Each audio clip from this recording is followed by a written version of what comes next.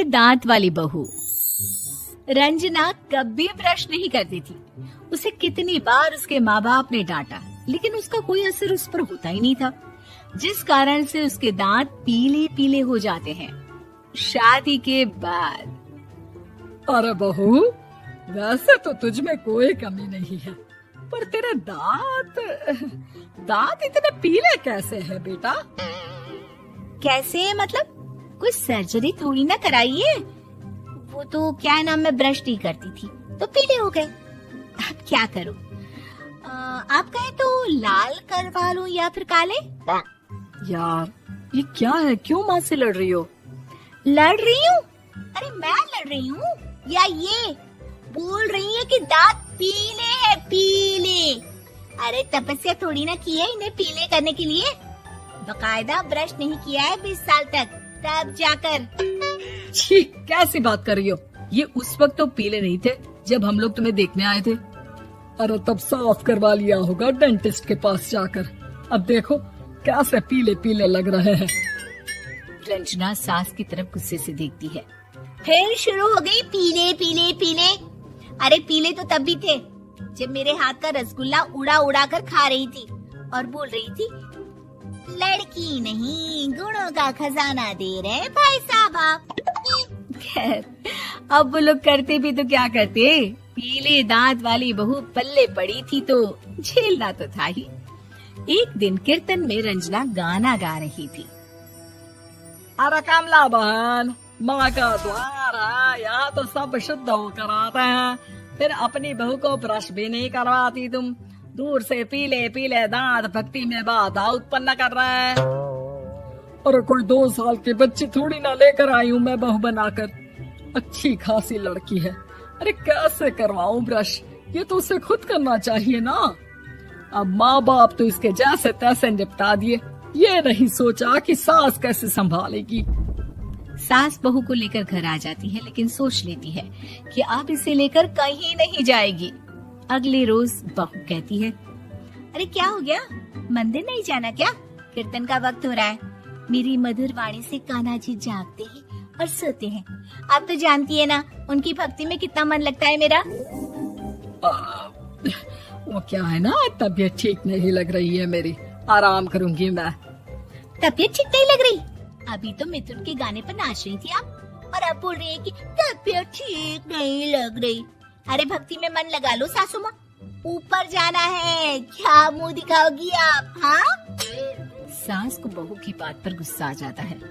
मैं क्या मुंह दिखाऊंगी, इसकी चिंता तो ना कर, समझी? अपने मुंह की चिंता कर, जो ये पीले पीले दांत लेकर हर जगह पहुंच जाती है। पता है लोग कितना मजाक बनाते हैं। ना जी ना, मैं नहीं जाना कहीं तेरे साथ। तो ये बात है। कोई ना, मत जाओ, मैं अपने कमरे में ही बैठकर भक्ति कर लूंगी। ऊपर वाला दांत थोड़ी ना देखता है, मन देखता है, भावना देखता है। और अरे बस बस, तू सब कुछ दिखा, बस ये सफेद चमकदार दांत ना दिखाना किसी को, है? जा यहाँ से। बहू को सास की बात का कोई फर्क नहीं पड़ता, वो तो जैसी थी वैसी ही रह जाती है। सुबह नहाकर किचन में खाना बनाना, फिर खाना खाना, कीर्तन भजन करना और सो जाना। एक दिन, माँ जी मैं सहेली के घर जा रही हूँ, शाम को लेट आऊंगी। हाँ हाँ तो जाना, मैंने कौन सा तेरी आरती करनी है घर पर बैठकर। रंजना सहेली के घर जाती है, जहाँ वो पार्टी में जाने की तैयारी कर रही होती है। अरे शिखा, कहाँ जाने की तैयारी कर रही है? मैं गलत वक्त पर आ गई क्या? अरे नहीं यार, उल्टा सही वक्त पर आ गया। मैंने ये साड़ी और ज्वेलरी निकाली है यार, शाम को इनके ऑफिस की एक पार्टी में जाना है। बताना कैसा लग रहा है ये सब? नहीं यार, इस ड्रेस के साथ तो वो वाली ज्वेलरी अच्छी लगेगी। हाँ हाँ सही बोल रही है, मैंने ध्यान ही नहीं दिया। वैसे तो हमेशा से मस्त फैशन सेंस रखती है। तो बड़ा जाती होगी ना पति के साथ पार्टी में। रंजना कुछ नहीं बोलती, बस सोचती है कि यार काश ये बात सही हो जाती, पर मैं क्यों नहीं जाती पार्टी में?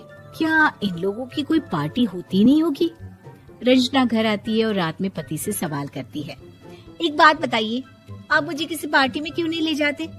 क्या आपके यहाँ ऑफिस में पार्टी नहीं होती? पति बेचारा क्या कहता कि दांत पीले हैं तुम्हारे इसलिए। अरे कोई पार्टी होती नहीं हम लोगों के ऑफिस में, तो कहाँ से लेकर जाऊं? और मार्केट, मॉल, कहीं वीकेंड घूमना, कहीं तो। अरे यार, सारे हफ्ते में एक छुट्टी मिलती है, तो सोचता हूँ कि आराम ही कर लूं। क्यों? रंजना मन मार के रह जाती है।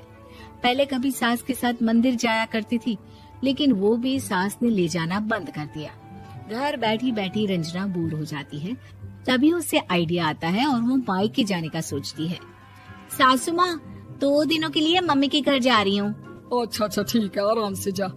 और हाँ, माँ से कुछ अच्छी आदत सीख कर आना कि कैसे शरीर के हर भाग की तरह दांतों की सफाई भी जरूरी होती है, समझी? शुरू हो गई ना आप। वो लोग आपकी तरह नहीं है कि छोटी छोटी बात का बतंगड़ बना दे।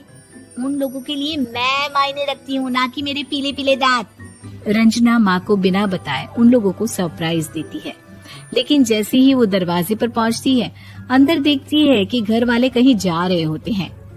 अब माँ, काश रंजना दीदी के दांतों वाली प्रॉब्लम नहीं होती, तो वो भी हम लोगों के साथ चलती ना बुआ जी की बेटी की शादी में। हाँ बेटा, लेकिन अब उसे कौन समझाए कि उसको उसके पीले दांत नहीं दिखते, लेकिन उसके आसपास के लोगों को कितना एम्बैरेसिंग फील कराते हैं।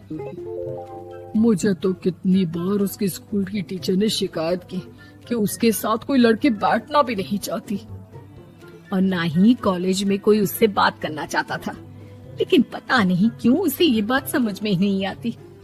कोई कमी नहीं है उस लड़की में, बस यही कि दांत पीले हैं। वो तो भला हो जीजा जी और उनकी माँ का, जो दीदी को जैसी है वैसे ही रखा हुआ है। रंजना को अपने घर वालों की बात सुनकर बहुत दुख होता है। वो सोचती है कि वो क्या करे, लेकिन फिर वो सीधा डेंटिस्ट के पास जाती है, अपने दांत चमकाती है और कसम खाती है कि वो रोज ब्रश करेगी। अरे क्या हो गया? तुम तो 2 दिनों के लिए गई थी ना। पर कोई ना, अच्छा है, चलो आ गई तो। रंजना सास के सामने आकर खड़ी हो जाती है और पूरी स्माइल करती है, उसके चमकदार दांतों को दिखाती हुई। चले मंदिर। माँ, मुझे माफ कर दीजिए, मैंने आप लोगों को बहुत एम्बैरेसिंग फील करवाया। मैं आज से रोज ब्रश करूंगी।